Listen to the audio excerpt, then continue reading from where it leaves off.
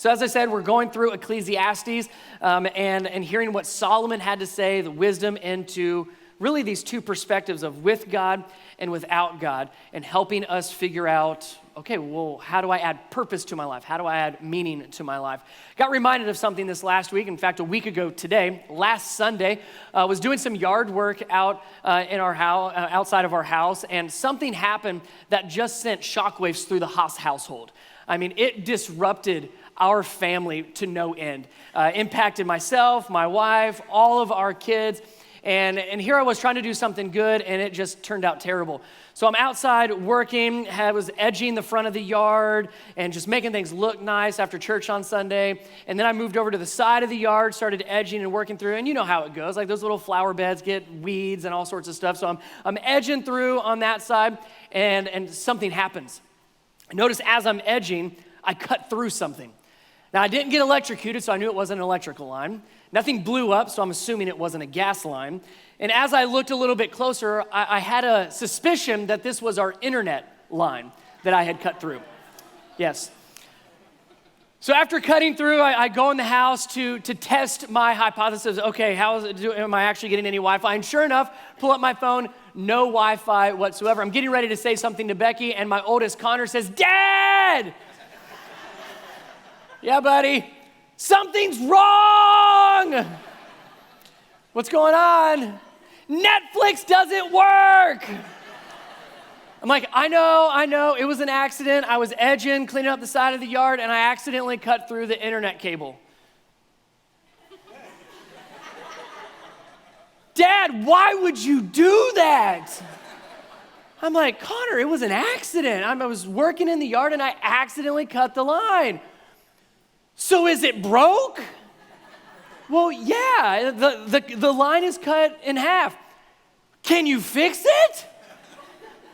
"Well, I'm gonna call the company and see when they can come out and fix it." And he says, "But why did you cut the cable?" I'm like, dude, leave it alone. So I call the company, let them know what happened. They said, not a problem. We'll send somebody out. They'll be out there Wednesday. Connor hears this conversation. He says, "Dad, when are they fixing it?" I said, "They said they would be out here sometime Wednesday." "Wednesday? We have to go a whole week without internet." And I'm like, Connor, it is Sunday. Wednesday's not a whole week, and you're in school Monday, Tuesday, Wednesday. So you're talking like the rest of today, you're gonna notice there's no Wi-Fi in our house. "Dad, why did you cut the internet?" He couldn't get past it. So I had enough, and I said something. And man, I'm telling you, as soon as I said this, I recognized I've hit a threshold in my adulthood. I looked at him and I said, "Son, when I was your age, I didn't even know what the internet was." And as soon as I said, I was like, no, I'm that old dad. I've officially become the old dad that says, when I was your age, this didn't exist. Couldn't believe it. So I thought we'd move past that. Monday, I get home from work. He's had a great day at school. I said, "Connor, how was your day at school?" "Good." "I told the teacher what you did to our internet." I can't win with him. Just so you know, our internet got fixed, and there is now harmony back in the Haas household. We're okay. We survived. Thank you. But it reminded me of things that can easily be taken away or cut in that instance there. Where for my kids, it was just an expectation. Like that's all they've known. But if you're like me, old dad apparently, think back to before you had internet, or at least easily accessible internet, to when you finally got it, to when it finally became Wi-Fi in your house and you started getting it on your phone. When we first experienced it, it was a gift from heaven, wasn't it? It was like, this is amazing. I didn't know I needed it, but now I know I need it. This is great, and we're so thankful, and we gave a lot more grace when it didn't work very well back then, didn't we? "Oh, no, that's okay. At least we have it some of the time." But now when it goes away, what has happened? We can put a person on the moon, but we can't have strong Wi-Fi? And like Connor, who doesn't know any different, it's not a gift, it's an expectation. And we respond very, very different to gifts versus expectations. And sometimes in life, we need to be reminded what truly is a gift and what truly is an expectation, or what should be an expectation. Most of the things that we now expect, I would guess, need to go back and we need to have that perspective of it's really a gift, once again. So that's what we're going to look at. If you got your Bible, head over to Ecclesiastes chapter 5. We're going to see the author, who we make some good assumptions at, is Solomon, wisest man ever. And he writes specifically on kind of this gift versus expectation. And the word that he uses a lot through what we're going to look at is money and wealth. Money and wealth, things that originally seemed to be a gift. Wow, this is great, thank you, I needed that. All of a sudden has become an expectation that when it doesn't go the way that we want, we get upset, we get angry, we get frustrated, we get disappointed, we get discouraged, and we pursue, in fact, more and more and more after something. Gift versus expectation. Because money and wealth is, of course, a major part of our lives. There's nothing wrong with that. But how we interact with it can have some implications that could lead us down a road that, as Solomon is explaining, really goes into two parts here. You have the with God side and the without God. And that's what he's doing through Ecclesiastes. Through his writing, he's saying, here's what life looks like without God. And he says it very early on in chapter 1, meaningless, meaningless, everything is meaningless, utterly, what's the word? Meaningless. Without God, yes, all of those things in our life are meaningless. But then he flips it over and says, but with God, with God he adds meaning, and he adds purpose, and he adds intentionality to your life. The same is true, as we're going to see, with our finances, with money, with our wealth, with our stuff. We're not just talking money as in paycheck, but we're talking the things we accumulate, the things that we have, the things that we possess and maybe even obsess over. What does it look like when it's with God versus without God? Now, as we jump in, if you're taking notes, which for today I would encourage you to, there's going to be 3 numbers I want you to write down. 3, 2, and 1. We're going to that's going to be our progression this morning. 3, 2, and 1. We're going to look at 3 observations that Solomon makes regarding our wealth and our money. 3 observations, and he does that a lot through Ecclesiastes. He says, here's what I've observed, here's what I've seen. So he makes 3 observations regarding the wealth and the things that we chase after. 3 observations from Solomon. Then we're going to look at a story Jesus tells, and we're going to see 2 perspectives we should have regarding the stuff that we have, regarding our wealth, regarding our finances and our money. 3 observations from Solomon, 2 perspectives we get from a parable Jesus is going to tell, and we're going to end with 1 prayer we need to all pray. 3 observations, 2 perspectives, 1 prayer, and how we can figure out how to add meaning to something that is not just part of our life, but a major part of our life and an important part of our life as well. So let's pick it up. Let's look for these 3 observations Solomon makes. Ecclesiastes chapter 5, starting in verse 10. Here's the first observation he makes. Solomon writes, those who love money never have enough. Those who love wealth are never satisfied with their income. This too is, say it with me, we see it a ton in this book, this too is meaningless. There it is. As goods increase, so do those who consume them.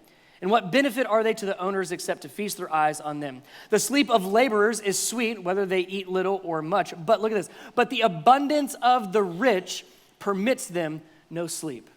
Observation number 1, the pursuit of wealth is meaningless. The pursuit of wealth leaves you empty. That's what meaningless means. We talked about that several weeks ago. It's void, it's empty. It's like vapor trying to wrap your hands around it, trying to grab it, and as soon as you think you've got it, it's gone. The pursuit. Now, he says that it's not money itself, it's not wealth itself, it's not obtaining things or stuff that leaves us empty. He says it's those who love money, those who love wealth. In other words, those who pursue it, who chase after it, that stop at nothing to get it, that once getting it, hold on tightly to it and never want to let go of it. Those that pursue wealth leaves them empty. Here's why that leaves us feeling empty. If you were here with this kind of recap, a few weeks ago, we looked at a passage where Solomon writes that God had put eternity in the hearts of every single person. He put eternity in your heart and in my heart. That's where there's that sense of something more. We feel like there's something more. There's something bigger. We looked at that picture of the galaxy. There's just something more. And what tends to happen, if you live in a world without God, that sense of more only feels like it can be filled with stuff, which we know it leaves us feeling emptier and emptier. And so we strive for more, we pursue for more, and thus the vicious cycle. Now, with a life focused on God, that feeling of more, right? That eternity in our hearts, that actually draws us closer to God. So when God's the foundation of your life, that sense of more draws you closer to God. Eternity's been set in the heart of man. But without God in your life, it leads you spiraling down into a world of meaninglessness. Because you have a sense for more, so you try to fill it with more stuff, not God. Therefore, you still feel empty, needing more, and you know how that goes. The pursuit of wealth leaves you feeling empty. Now, there's a question that we all have asked at some point. It's a question that even a lot of research have asked is, well, how much is enough? Right here, Solomon says, it's never enough. Those who love money never have enough. Those who love wealth are never satisfied with their income. A research group, the Gallup Research Group, actually put that to the test. They went out and polled tons of Americans about their income and if they deem themselves rich, and if not, how much would they need to be rich? So they started with a group that made about a household income of around $50,000 a year. And they went to that group and said, do you consider yourself rich? What do you think they said? No. So they said, okay, so what do you think you need to be rich? Where's the line? When is enough enough? And that group said on average, about an income of $100,000 a year, that would make us rich, we would have enough. So that research group, they went to a group of people that made about $100,000, asked them the same question, do you consider yourself rich? What do you think they said? You are correct. No. Well, how much do you think you need to be considered rich? We need around $200,000, $250,000 annually to be taken care of and have everything that we need, and that would be enough. So they went to a group of people that made about $200,000, $250,000 a year and asked them, do you think you're rich? What do you think they said? Exactly. You see how this goes. The line for more keeps getting pushed out. Rich is unbelievably subjective. And it constantly leaves us pursuing something that leaves us empty and therefore leaves us wanting more. Observation number 1, the pursuit of wealth leaves us feeling empty. He goes on to his second observation, verse 13. I've seen a grievous evil under the sun, wealth hoarded to the harm of its owners, or wealth lost through some misfortune, so that then when they have children, there is nothing left for them to inherit. Observation number 2 is the uncertainty of wealth. He observes the uncertainty of wealth. You have it, then you don't. Then you have it, then you don't. Feels like our economy right now, doesn't it? It's up and it's down, and it's up and it's down. And we feel like we're on top, and then we're bottomed out. He says there's no knowing. It's uncertain. And he points out 2 main uncertainties. One, the uncertainty of what wealth will actually do to you. He says he had seen what wealth hoarded did to certain owners. It actually harmed them. So you don't always know what it's going to do to you. You also don't know if you're always going to have it. It says here, or wealth lost through some misfortune. Things happen and we lose it. Maybe it's for a season, maybe it's forever. The uncertainty of our wealth, the uncertainty of our stuff. Observation number 1, the pursuit of wealth leaves us empty. Observation number 2, wealth is uncertain. Observation number 3, the last thing he observes regarding our wealth and our money, verse 15. Everyone comes naked from their mother's womb, and as everyone comes, so they depart. They take nothing from their toil that they can carry in their hands. In other words, the way you came is the way you go, with nothing. Observation number 3 is you can't take it with you. No matter how much you accumulate, no matter how much we get, no matter how much we possess, at the end of our lives, we walk away with none of it. So the pursuit of wealth leaves us empty, meaningless. Wealth is uncertain, it's chasing after the wind. And at the end of our lives, we all go the way we came, with nothing. So there he starts to make this divide of life with God, life without God. And here he's focusing on without God, the pursuit of wealth. Here's what he's observed. Those 3 observations. And it's almost like he's giving a little bit of a caution, a little bit of a warning of, he's not telling you what to do with your money. He's not telling you what to do with your wealth. He's just saying, here's what I've seen wealth do to people. Here's what I've seen people do when they're pursuing wealth. Here's how I've seen wealth impact the lives of other people. He's just making an observation, but there's almost a little bit of a warning in there. 3 observations. Now let's go to the 2 perspectives.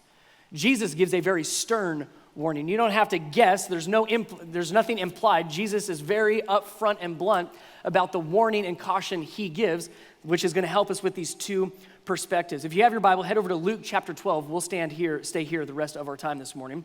Luke chapter 12, starting in verse 15, here's what Jesus said to a group of people. He says, watch out, be on your guard against all kinds of greed. Understand, greed is not just referring to money and finances. It's referring to anything that you want more of. So that could be all kinds of things. It could be status, it could be popularity, it could be fame, you name it. It says, beware, caution, heads up, warning, watch out, be on your guard. Because there's all kinds of things that make us want more, pursuing more. Watch out, be on your guard against all kinds of greed. Look at this last line. Life does not consist in an abundance of possessions. That was worth getting here for. Jesus says, life does not consist in an abundance of possessions. And he gives a big warning. He doesn't just say, guard yourself. What were those two words he said at the very beginning? Do you remember? Watch out. Say watch out with me. 1, 2, 3.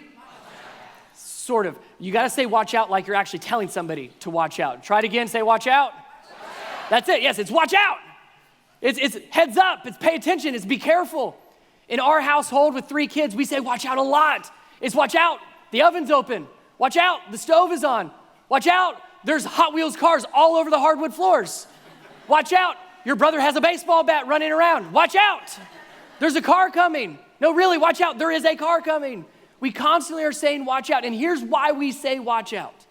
We say watch out because somebody else doesn't see what we see. We say watch out because we see something dangerous that someone else does not see. We say watch out because we are aware of something dangerous that someone else might not be aware of. We say watch out because we see where this life is going to go. Jesus says, watch out. I see something that you don't see. Jesus says, watch out because I'm aware of a danger that you might not think is very dangerous. Jesus says, watch out because I know where this life is going to lead, he says. So he says, watch out. Stay on your guard against all kinds of greed. Then he tells this story. Saying watch out and stay on your guard wasn't enough. So he tells a parable, a fictional story to get a point across. Here's the story he tells regarding the watch out. Verse 16, so he told him this parable.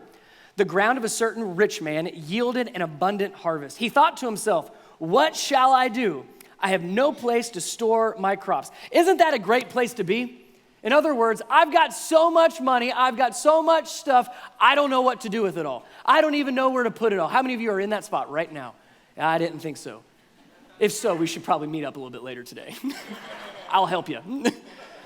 No, of course not. Right? No, we wouldn't see ourselves in that place necessarily. We might say we're rich, or we might say I can be content, but to this extent, here's a man that had an incredible year, super successful, tons of favor, and has so much, he doesn't know what to do with it all. He cannot figure out what to do with it all. So he asks this question, and it's a great question to ask.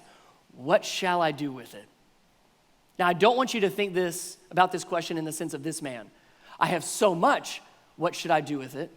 I just want us to ask the question, what should I do with what I have? Let's start there. That's the question that's going to fuel these two perspectives in a moment. What should I do with what I have? That's the question this man is asking. And based on his response, we're going to see it go down one of two different ways. What should we do with what we have? He says, what shall I do? I have no place to store my crops. Verse 18. Then he said, he made a decision. This is what I'll do. I will tear down my barns and I'll build bigger ones. And there I will store, circle the word store, we're going to come back to it. There I will store my surplus grain. And I'll say to myself, you have plenty of grain laid up for many years. Take life easy, eat, drink, and be merry. Isn't that what we want in life? Right? That sometimes is our goal. Oh, we just want to take life easy. We want to eat, drink, and be merry. This is why you have to be careful of taking Bible verses out of context. Well, Jesus said, take life easy, eat, drink, and be merry. You got to read it in context. But that's our goal. Oh, I want to retire early. Oh, I just want to be able to sit back and do nothing. I want to wake up when I want to wake up. I only want a job that I go to when I want to go to it. I want to take all those dream vacations. Well, he stored it up so that he could get to that goal. Let's see how Jesus describes his decision. Verse 20, but God said to him, you fool, this very night your life will be demanded from you. then who will get what you have prepared for yourself? This is how it'll be with those who store, there's that word again, those who store up things for themselves but are not rich toward God. Jesus starts and says, watch out. There's a danger up ahead you might not see and be aware of. So we get back to that question, well, what shall I do with what I have? With as much or as little as I have, what should I do? We had our 3 observations. Now here's our 2 perspectives that we get from this story Jesus told. Perspective number 1, view wealth as a gift, not the goal. View wealth, your stuff, your possessions, your money. View your wealth as a gift, not the goal. When it is the goal, we stop at nothing to get it. And once we get it, we hold tightly to it, never to let go of it. We run over people. We forget about people. We sacrifice things we probably shouldn't sacrifice to obtain that one goal. Versus a gift, very different response. 2 famous words that almost come out naturally unless you're under the age of 10 when you are given a gift. What are those 2 words? Thank you. You get a gift and all of a sudden it's a thank you.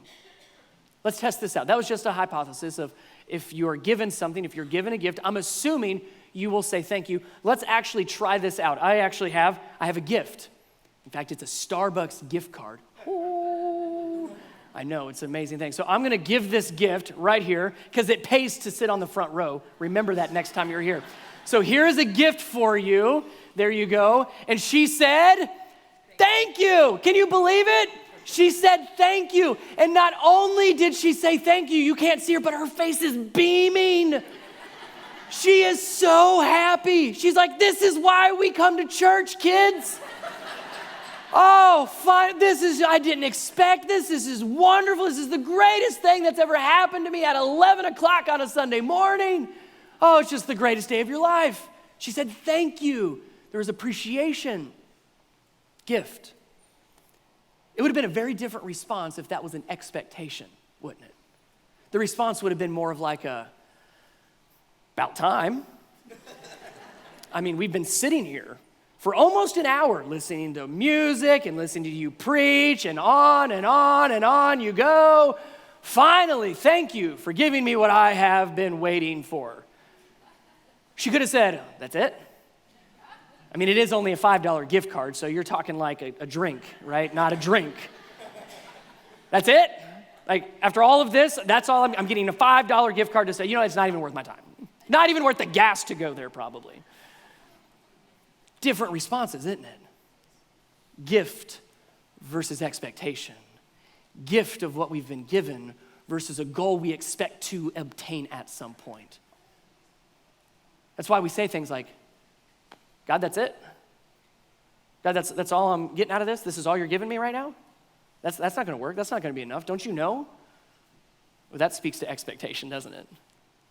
Versus, God, thank you so much. I can't believe what you're doing for me. I can't believe you're showing up in this way. God, thank you. Our response to a gift is always gratitude and thankfulness and appreciation. View your wealth as a gift, not the goal. Solomon speaks to this gift. We were in chapter 5 earlier. We're going to go back to it just for a quick second. Here's what he says towards the end of his observations. He says this, and it is a good thing to receive wealth from God and the good health to enjoy. Did you catch that? It's not a bad thing. The man in the story that we just read, that Jesus told, it wasn't a bad thing that this man was successful, that he had wealth, that he had so much, in fact, he wasn't sure what to do with it. That's not the bad thing. The reason God called him a fool is because of how he answered that question, what shall I do with it? He chose to store it up. He chose to hold on to it. He saw it as something he earned and deserved, not a gift from God. Solomon says, enjoy what God's given you. Last part of what he says, to enjoy your work and accept your lot in life. This is indeed a gift from God. Enjoy the gift that God has given you. Be thankful for what he has given you. Well, it doesn't feel like enough. It's never going to feel like enough. Observation number 1, the pursuit of wealth leaves you feeling empty. Never is enough. So let's change our perspective. View wealth as a gift, not the goal. First perspective. Here's the second perspective. To view wealth as a tool to use rather than a treasure to hold on to. Treasures are intended to hold tightly. Treasures are meant to hide, to bury, to store up, like we saw the man do in the parable. Do everything we can to keep it and hang on to it. Tools are meant to be used. Here's one of my tools. No, this is not one of the tools used in the incident as of last Sunday. Could have been, though. But it's a shovel. And so what do I do with my shovel? Well, we dig with the shovel. We build things with the shovel. We move things from place to place with the shovel. We do yard work with the shovel. I mean, it has a lot of great uses. Could you imagine what it would be like if I viewed my shovel as my most prized possession? If this became my treasure, this is my shovel that I hold and love dearly. Don't even look at my shovel. This is not your shovel. You get your own shovel. I had to work hard for this shovel. Do you know how many hours of overtime I put in just to get this shovel? It is kind of a nice shovel though, isn't it? I mean, come on now. Good looking shovel. Bam, there it is. You like that shovel? That's right. A lot went into getting this shovel. One day, this shovel, I'm gonna hand this down to my kids because I won't be here forever. So I've made sure they've got a great shovel. So when I go, I get to hand them my shovel. And they will be set for life because of this shovel. It's ridiculous, isn't it? It is a shovel. It is meant to be used, not held on to. So often we view our wealth as a treasure to just hold tightly to. But God has given you a shovel to use for something great, to use for someone else. Yes, your family, yourself, but other people. It's not meant to be held on to. It's meant to be used. Proverbs says it this way, which Solomon wrote a good chunk of Proverbs. He says in Proverbs 11:24, one gives freely, yet grows all the richer. So you have that one side. One gives freely and grows all the richer. Another one withholds what he should give and only suffers want. Why is that? Because it's never enough, is it? You hold on to what you have and you think it's going to be enough, but it's never enough, so you end up suffering want time and time again. Go back to observation number one. So perspective number one, we do our two perspectives. View it as a gift, not the goal. Second one, all that God has given you, whatever God has given you, it's to be used as a tool. It's a shovel. It's not a treasure. And the moment you start treating what God has given you as a treasure, you started to pursue the very thing that we're called to not pursue. See, the Christian life it has a bad rap when it comes to finances sometimes. And let me just be very clear. Nowhere is Jesus or Solomon telling you how to budget, how to spend your money, what you're supposed to give it all to, and all this stuff. No, Solomon says, I've observed these three things. Here's what I've seen. Jesus, through this parable, says we need to talk about your perspectives of wealth, of money, of being rich. If you get the observations and you get the perspectives, I'm going to leave it up to you to ask the question, okay, God, what should I do with what I have? There's the question. And may the observations and the perspectives drive your answer to that question. Jesus, here's what you've given me. What should I do with it? What good do you want me to do with it? How do you want me to love others with this? Who can I bless because of this? See, as I said, the Christian faith has a bad rap when it comes to finances. Usually we make people feel bad for having a lot. Solomon said, enjoy what God has given you. Still make the right choice with what you choose to do with it. Sometimes when we talk about finances in the church, it's, oh no, pastor's gonna start talking about tithing and giving to the church again. I'm not gonna say any of that. That's between you and the Lord. What you do with your shovel is between you and Jesus, not me. See, the Christian life is not a vow of poverty. It's not trying to go through life having absolutely nothing. It's also not on the flip side. The Christian life is not a promise of prosperity. Follow Jesus and you'll get rich quick. Not true at all. You get a lot of shovels. The Christian life, the faith that we have, is following Jesus wholeheartedly. That's it. That's it. It doesn't have anything to do with how much or how little we have. It's giving him all of us. It's giving him all of us. At the end of that parable that Jesus told, the very end, there's a line that's pretty famous. You've probably heard of it. He says, for where your treasure is, and finish it with me if you know it, for where your treasure is, there your heart will also be. So where is your heart? Better question is, where's your treasure? That gives you a lot more insight. And what tends to happen is, whatever we treasure, we hold super tightly to, don't we? We don't want to let go of it. We've worked too hard for it. We've tried to get so much of this. It's become the goal. To let go of it seems impossible. But here's what I know. If you truly want to give your life to Jesus and you truly want to let him live in your heart, it actually starts with open hands. You cannot surrender your heart to Jesus without first opening your hands to Jesus. Because we try to surrender our hearts and invite Jesus in, and we say, okay, Jesus, you can have my heart, but I've got everything else. Jesus, you can have my heart, but I'm not letting go of this. I've worked too hard for this. I got to hang on to this. That's not giving him your heart.